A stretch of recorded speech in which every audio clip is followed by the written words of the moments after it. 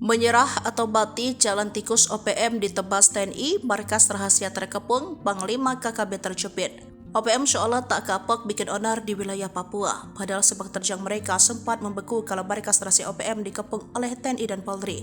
Markas rahasia OPM diserbu jalan tikus pelarian dipotong, mereka hanya punya dua pilihan, menyerah atau mati. Kondisi mencekam itu terjadi saat aparat TNI Polri yang tergabung dalam Satgas Nemangkawi terus meringsek maju dan menyerbu markas KKB Papua di Kampung Maki Selasa 25 Mei.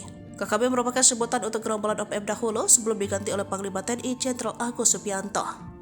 Markas KKB Papua yang diserbu Satgas itu ada di Kampung Maki, Distrik Liga Utara, Kabupaten Puncak, Papua, pimpinan Lekagak Telenggan. Satgas Nemangkawi saat itu terus merisak maju dan membatasi berbagai pergerakan kelompok kriminal bersenjata. Dikutip dari Posko Pangkapolda Papua, Ejen Matius Dafahiri mengatakan keberadaan Lekagak Telenggan kini sudah bergeser. Pasalnya markas Lekagak Telenggan di Kampung Maki sudah dikuasai TNI Polri. Dengan demikian, kata Fahiri, ia memastikan bahwa KKB Papua pimpinan Lekagak Telenggan semakin terjepit sementara rute pergerakannya sudah dijaga oleh aparat keamanan. Atas kondisi itulah pula, Kapolda Fahiri mengultimatum Lekagak Telenggan dan anak buahnya untuk segera menyerahkan diri jika tidak ditembak mati.